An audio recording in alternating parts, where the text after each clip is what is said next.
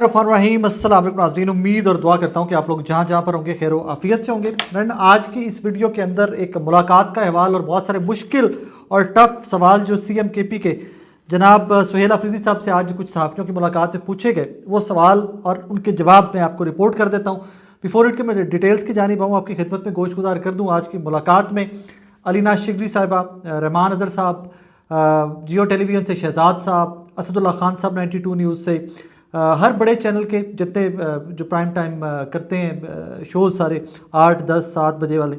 वो तकरीबन काफ़ी सारे एंकर्स वहाँ पर मौजूद थे। रऊफ़ क्लासरा साहब वहाँ पर थे, रहमान अज़हर साहब का मैं पहले बता चुका। सो एवरीबडी जो यहाँ पे इस्लामाबाद में काम कर रहे हैं, काफ़ी ज़्यादा तादाद के अंदर सहाफ़ी आज इस मुलाकात में मौजूद थे। मैं स्ट्रेट अप क्वेश्चन आंसर्स की तरफ आ जाता हूँ। बड़े इंपॉर्टेंट क्वेश्चन और बड़े खुल खुलाकर आज सवालों जवाब सुहेल अफरीदी साहब से किए गए और उन्होंने उसी तरह फिर उनके खुल खुलाकर जवाब भी देने की कोशिश की है। इस मुलाकात के अंदर इंफॉर्मेशन मिनिस्टर जो है उनके खैबर पख्तूनख्वा के शफी जान साहब वो मौजूद थे और कुछ देर के बाद फिर शाहिद खटक साहब ने भी इस मुलाकात में सुहेल अफरीदी साहब को ज्वाइन किया। लंबी मुलाकात थी, बहुत खुल खुला के सारी बातें हुई हैं। वन बाय वन मैं कोशिश करता हूँ, कुछ के मैंने नाम नोट किए थे, किन लोगों के सवालात थे और क्या क्या जवाब दिए। वन बाय वन मैं वो कोशिश करता हूँ कि आपको रिपोर्ट करता हूँ। सबसे पहला सवाल रहमान अज़हर साहब ने पूछा, एक्सप्रेस न्यूज़ का ताल्लुक है कि जनाब अली अमीन गंडापुट वाला रास्ता आप क्यों नहीं लेते इमरान खान साहब से मुलाकात करने के लिए एवरीथिंग। तो उसके ऊपर सुहेल अफरीदी साहब ने कहा कि ये सवाल मेरे से कल भी पूछा गया था और मैं इसका जवाब कल भी दे चुका कि मुझे बंद रास्ते सारे खोलने हैं, लेकिन मैं इमरान खान साहब से मुलाकात के बाद अगला लाया अमल है वो उसका ऐलान करूंगा, लेकिन मैं बंद रास्ते खोलना चाहता हूं और with the passage of time अब देखेंगे कि इंशाल्लाह वो खुलेंगे। आगे मरीम नवाज़ को ख़त जो उन्होंने लिखा है कि कोई मैकेनिज़्म बनाया जाए इमरान खान साहब से मुलाकात का, वो सवाल उनसे पूछा गया। तो उसके ऊपर उन्होंने कहा, देखिए ख़तों किताबत सूबे के वज़ीर आला की जानिब से, वफाक की जानिब से सूबे की तरफ से वफाक की जानिब, एक वज़ीर आला की दूसरे वज़ीर आला की जानिब होती रहती है और इस ख़तो किताबत का पर्पस जो था, मैं ये तमाम चीज़ें रिकॉर्ड पे लेके आना चाहता हूँ। मैं ये रिकॉर्ड पर लाना चाहता था कि मैंने मरीम नवाज़ साहिबा को भी इस पे लूप में लिया था, या मैंने उनकी हुकूमत को भी, उस सूबे की हुकूमत को भी लिखा था कि जनाब मेरी साबिका वज़ीर-ए-आज़म जनाब इमरान खान साहब से मुलाकात करवाई जाए। उसके बाद असदुल्ला खान साहब का सवाल था ज़ुबान के ऊपर कि ये जो बड़ी सख्त ज़ुबान आप इस्तेमाल करते हैं उसके ऊपर क्या मतलब किस तरह का उनका सवाल था साहब का कि आपकी तरफ से भी कोई जो कहते हैं ना मौका जाने नहीं दिया जाता जिससे हालात मज़ीद ख़राब होते हैं। तो उसके ऊपर सुहेल अफरीदी साहब ने कहा कि यार हमारे पास ऑप्शंस बचती क्या हैं। मैं आज की इस मुलाकात में आप तमाम एंकर्स के लिए कुछ सवाल छोड़ के जा रहा हूँ और सवाल ये मुझे जवाब आप लोग दीजिएगा अपने शोज़ के थ्रू, अपनी ट्वीट्स के ज़रिए। अगली मुलाकात में मुझे बताइएगा कि मेरे पास कौन सी ऑप्शन छोड़ी जा रही है। As chief executive of a province, as chief minister of a province, मैंने कौन सा कानूनी रास्ता है जो नहीं इख्तियार किया, मैंने क्या गलत किया है कि मेरी इमरान खान साहब से मुलाकात तक नहीं करवाई जा रही, मुझे दीवार के साथ लगाया जा रहा है। एहतजाज के अलावा मेरे पास कौन सी ऑप्शन बचती है। और फिर अगला सवाल ये भी था कि इस टोन के बाद तो हालात वाक़यात नॉर्मल होने की बजाय मज़ीद ख़राब होंगे। इसके ऊपर एक और बड़ा डिटेल्ड सवाल पूछा रऊफ़ क्लासरा साहब ने, सवाल के साथ उनका एनालिसिस भी था अपना। तो उन्होंने कहा कि जो आपके पहला फ़ोन आया आपको शहबाज शरीफ साहब का व्हेन आप चीफ मिनिस्टर इलेक्ट हुए, तो उसके बाद जब आपने मीडिया पे ये बता दिया कि आप उनको कहा इमरान खान साहब से मुलाकात कराई जाए और उन्होंने कहा मैं पूछ के बताता हूँ, उसके बाद आप ही की जमात तहरीक इंसाफ जो है उन्होंने इसके ऊपर बहुत ज़्यादा ट्रॉल किया शहबाज शरीफ साहब को, और वो जो रास्ता हमें लगा, साफियों को लगा कि रास्ता खुल गया है, वो रास्ता फिर से बंद हो गया। उसके ऊपर सुहेल अफरीदी साहब ने कहा कि मैं आपको बड़ा क्रेडिबली बता रहा हूँ, मैं बड़े वसूख से कह रहा हूँ कि मेरा कभी भी मुद्दा या मेरा टारगेट शहबाज शरीफ साहब को ट्रॉल करना नहीं था। हाँ, वो परसेप्शन ऐसी डेवलप हो गई कि जब सोशल मीडिया ने उस चीज़ को उछालना शुरू कर दिया और PTI के बहुत सारे जो वोटर सपोर्टर हैं उन्होंने भी इसके ऊपर ये एक नैरेटिव बना लिया कि जनाब शहबाज शरीफ साहब वाकई में किसी काबिल नहीं है, वो मुलाकात नहीं करवा सकते। लेकिन वो कहते हैं कि मेरी इंटेंशंस ये नहीं थी। और जो उन्होंने ये भी जुमला कहा एक्सक्यूज़ मी, उन्होंने ये भी जुमला कहा कि जो ट्रॉल किया गया शहबाज शरीफ साहब को इसके ऊपर, वो गलत किया गया। फिर कोर कमांडर वाली मुलाकात जो रिपोर्ट हुई, पहले नहीं पता था फिर बाद में रिपोर्ट हुई, उसके ऊपर भी उनसे पूछा गया कि उस मुलाकात में कोई मामलात ऐसे तो तय पाए होंगे, अपनी रिजर्वेशन, अपने गुजारिशात, अपने तहफ़्फ़ुज़ात आपने तमाम चीज़ें उनके सामने रखी होंगी। तो उसके ऊपर उन्होंने कहा कि जनाब मैंने अपना एहतजाज रिकॉर्ड करवाया था उस मुलाकात के अंदर, और वो एहतजाज था DG ISPR साहब जो पेशावर में आके प्रेस कॉन्फ्रेंस करके गए थे, मैंने उसके ऊपर रिजर्वेशन का इजहार किया था और मैंने कोर कमांडर वाली मुलाकात के अंदर वो वहाँ पर रिजर्वेशन जो थी अपनी वो रिकॉर्ड करवाई थी, तो मैंने एहतजाज रिकॉर्ड करवाया था। आगे चल के उन्होंने कहा कि मेरी जब भी मुलाकात इस तरह के किसी क्वार्टर में हो तो मैं एक चीज़ ऑन रिकॉर्ड कह रहा हूँ और आपके सामने भी कहता हूँ कि जो मौजूदा निज़ाम है, रजीम है, एस्टेब्लिशमेंट है, हुकूमत है, पॉलिटिकल पार्टीज़ हैं, हमें सबका एक दूसरे को पता है।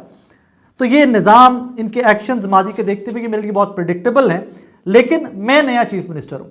मैं इन सबके लिए अनप्रिडिक्टेबल हूँ।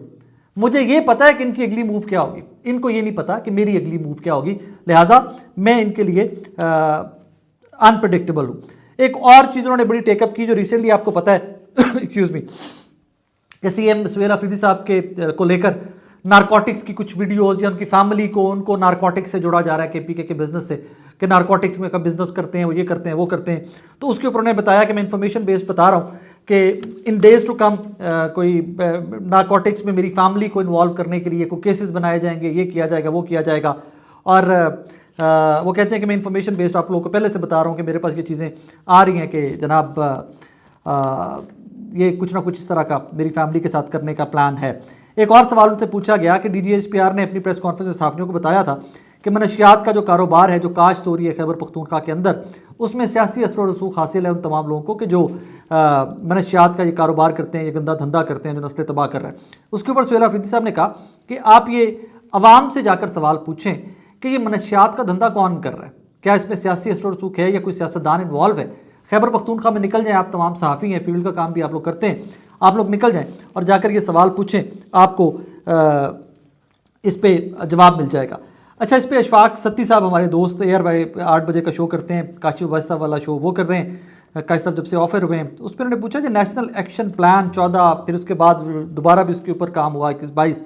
तो क्या डू यू थिंक कि नेशनल एक्शन प्लान के ऊपर भी दोबारा बैठना चाहिए तमाम पॉलिटिकल पार्टीज़ को। तो सुहेल अफरीदी साहब ने कहा कि मुझे ज़ाती तौर पे लगता है कि नेशनल एक्शन प्लान के लिए या इसके ऊपर अमल दरामद के लिए तमाम सियासी जमातों को एक दफ़ा फिर से इकट्ठे बैठना पड़ेगा। सोशल मीडिया का भी टॉपिक बड़ा ज़ेर बहस रहा आज की इस मुलाकात में, पाकिस्तान तहरीक इंसाफ का सोशल मीडिया तो उसके ऊपर उन्होंने कहा कि जनाब ये फैक्ट है कि बहुत सारी जो लोग सोशल मीडिया के ऊपर बैठकर तनकीद करते हैं, उन्होंने कहा कि मैं चीफ मिनिस्टर हूँ खैबर पख्तूनख्वा का, न्यूली इलेक्टेड हूँ, मैं नया आया हूँ, तो मैं भी सोशल मीडिया से मैं कहूँ कि मैं बड़ा महफूज हूँ या सोशल मीडिया मेरे बड़े गुणकार है, तो ये भी बात गलत है। सोशल मीडिया तो मुझे भी रगड़ देता है, मेरे ऊपर भी बड़ी तनकीद करता है, मुझे भी कभी वो बूट पहना देते हैं, कभी वर्दी पहना देते हैं, सो मेरे साथ भी वो कर रहे हैं। सो थोड़ा सा इसके ऊपर भी काफ़ी बात हुई सोशल मीडिया के ऊपर भी। शहजाद इकबाल साहब जियो से उनका ताल्लुक है, 8 बजे का शो करते हैं वीकेंड्स का, उन्होंने टीटीपी से मुज़ाकरात के ऊपर बात बड़ी डिटेल में की कि इसके ऊपर क्या मुज़ाकरात होने चाहिए, ऑपरेशन होना चाहिए। तो उसके ऊपर भी उन्होंने वही खान साहब वाला, उन्होंने कहा जी मेरा स्टांस के ऊपर वही है जो खान साहब वाला स्टांस है, और खान साहब कब से ये दुहाई देते आ रहे हैं। और एक चीज़ उन्होंने बार बार कही कि हम जो कुछ कर रहे हैं हम रिकॉर्ड पे लेके आ रहे हैं, हम हर चीज़ रिकॉर्ड का हिस्सा बना रहे हैं ताकि पूरी दुनिया को पता चले कि क्या है। फिर पंजाब के ऊपर भी बात हुई कि पंजाब के लोग कल को आप लोग निकलते हैं एहतजाज करने, तो पंजाब तो आपके साथ नहीं निकलेगा। पहले भी आप कहते हैं कि जी केपी के लोग कंप्लेंट करते हैं जी पंजाब नहीं निकला था, खैबर पख्तूनख्वा से अवाम निकले थे। तो उसके ऊपर उन्होंने कहा जी कि हम खैबर पख्तूनख्वा के सियासतदान के, खैबर पख्तूनख्वा के वोटर को ये गलत फहमी थी कि पंजाब शायद कभी एंटी स्टैब्लिशमेंट खड़ा नहीं हो सकता, लेकिन पंजाब ने हम सबको गलत साबित किया 8 फरवरी के दिन। जिस तरह पंजाब के लोग निकले, जिस तरह उन्होंने वोट डाला इमरान खान के नाम के ऊपर, तो उन्होंने हम सबको गलत साबित किया कि नहीं पंजाब खड़ा भी हो सकता है और पंजाब अपने राइट्स के लिए खड़ा भी होता है। इसके ऊपर फिर शायद खटक साहब ने एक और सवाल था कि जो 2022 में 21, 22, 23 वाला वो जो प्रोसेस था, जो कुछ तालिबान को वापस पाकिस्तान लाया गया था, उसके ऊपर उन्होंने कुछ नंबर्स कोट किए, जो नंबर्स हैं जो कंफर्म नहीं किए जा सकते, लिहाजा 22,000 लोग जो वापस लाए गए थे उनमें से कुछ नंबर उन्होंने कोट किया जो मारे गए थे। तो उसके ऊपर बहुत ज़्यादा डिटेल में मैं बात नहीं करना चाहता। और उन्होंने बार बार यही कहा, उन्होंने कहा जी एक चीज़ जो बड़ी कैटेगोरिकली उनकी थी कि एक चीज़ फैक्ट है कि मैं इस चीज़ के ऊपर, ये मैं सुहेल अफरीदी साहब के अल्फाज कोट कर रहा हूँ आपको, कि मैं एक चीज़ के ऊपर कन्विंस्ड हूँ कि कोई भी दहशतगर्द हो, दहशतगर्द के साथ मुज़ाकरात नहीं किए जा सकते, दहशतगर्द के साथ नरम रवैया नहीं रखा जा सकता, लेकिन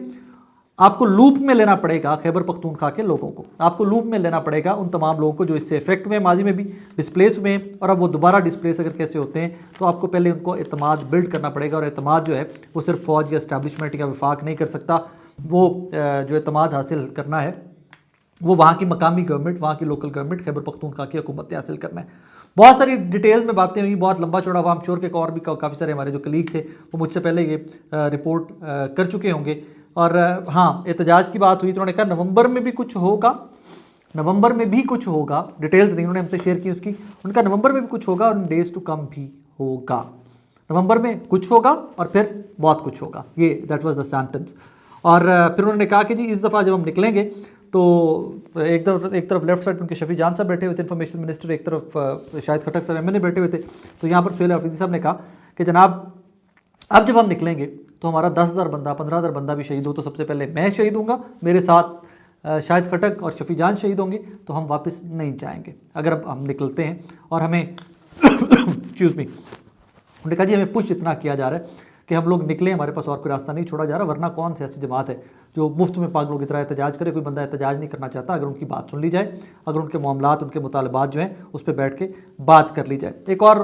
रऊफ़ क्लासा साहब ने कमेंट किया कि मुझे बड़ा दुख होता है जब खैबर पख्तूनख्वा के प्यारे प्यारे बच्चे यहाँ इस्लामाबाद में या लाहौर में या पंजाब के शहरों में गाड़ियाँ धो रहे होते हैं, ऑड जॉब्स कर रहे होते हैं, तो आपने उन बच्चों के लिए स्कूल्स या उनके लिए रिहेबिलिटेशन के कोई प्रोग्राम क्यों नहीं लेके आ रहे। तो उसके ऊपर उन्होंने कहा जी कि वफाक ने जो हमारा हिस्सा देना है आप उसके ऊपर शोर मचाएं कि वफाक मेरे पैसे दे, जो हिस्सा देना है वो पैसे दें, मैं इन बच्चों के लिए रिहेबिलिटेशन स्कूल्स भी बनाऊंगा। और मैं उम्मीद भी करूंगा कि इन डेज़ टू कम हमारे इन स्कूलों से, मेरे इन्हीं प्यारे प्यारे बच्चों में से कोई अच्छे वाले अफरीदी निकलें, अच्छे वाले क्रिकेटर निकलें, शाहीन अफरीदी जैसे निकलें। और तो वो ऑब्वियसली शाहिद अफरीदी साहब के कॉन्टेक्स्ट में बात हुई और बड़े कहके वहाँ पर फिर लगे एट दैट टाइम। और लास्टली उन्होंने NFC अवार्ड 4 दिसंबर को जो मीटिंग है वफाक के साथ, उन्होंने कहा जी बिल्कुल मैं बैठूंगा, बिल्कुल मैं आऊँगा, मेरे सूबे का मामला है, मेरे लोगों का मामला है, मेरे फाइनेंस का मामला है, मैं बिल्कुल आऊँगा। और पहली मीटिंग जिसमें मैं वफाक की मीटिंग में नहीं आ सका, मैं बहुत मसरूफ़ था और वो ऐसे सब्जेक्ट्स के ऊपर मीटिंग्स थी कि जिसके ऊपर मेरी ग्रिप नहीं थी। That was one of the reason कि मैंने मुजम्मिल असलम साहब को इसलिए भेजा कि मुजम्मिल असलम साहब पुरानी हुकूमत का भी हिस्सा थे खैबर पख्तूनख्वा की, he was updated on that, तो मैंने तो अपनी तरफ से बहुत एक्सपीरियंस्ड आदमी जो था उसको भेजा। बहरहाल ये मैंने जल्दी जल्दी जो मेन पॉइंटर्स थे, ड्रोन अटैक के ऊपर बड़ी डिटेल में बात हुई, फ़ौज के साथ बैठने पर बड़ी डिटेल में बात हुई। उन्होंने कहा जी इवेंचुअली बैठना है, बात करना है, हमें इमरान खान को निकालना है, हमें मुल्क को आगे लेके जाना है। बहुत सारी ऐसी भी चीज़ें हुई, बातें हुई जिन्होंने कहा यार ये ऑफ द रिकॉर्ड मैं आपको खुल के बता रहा हूँ कि ये हालात वाक़यात पेशावर यूनिवर्सिटी में कल ये हुआ है, ये हुआ है, ये हुआ है। बट ही सेड कि खैबर पख्तूनख्वा के लोग मुहिब वतन हैं, हम उन लोगों को रिप्रेजेंट करते हैं, हम प्रो पाकिस्तान हैं, हम पाकिस्तान खुद हैं। तो as a matter of fact Sohail Afridi साहब a young chief minister, very composed man and very sharp man, बहुत समझदार आदमी हैं, कंपोज्ड हैं, बड़े हार्ड हिटिंग सवाल हुए। आई एम श्योर कि मैं आगे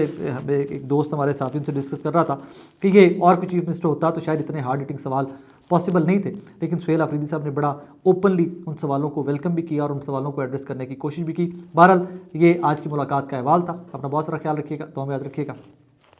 अल्लाह हाफ़िज़।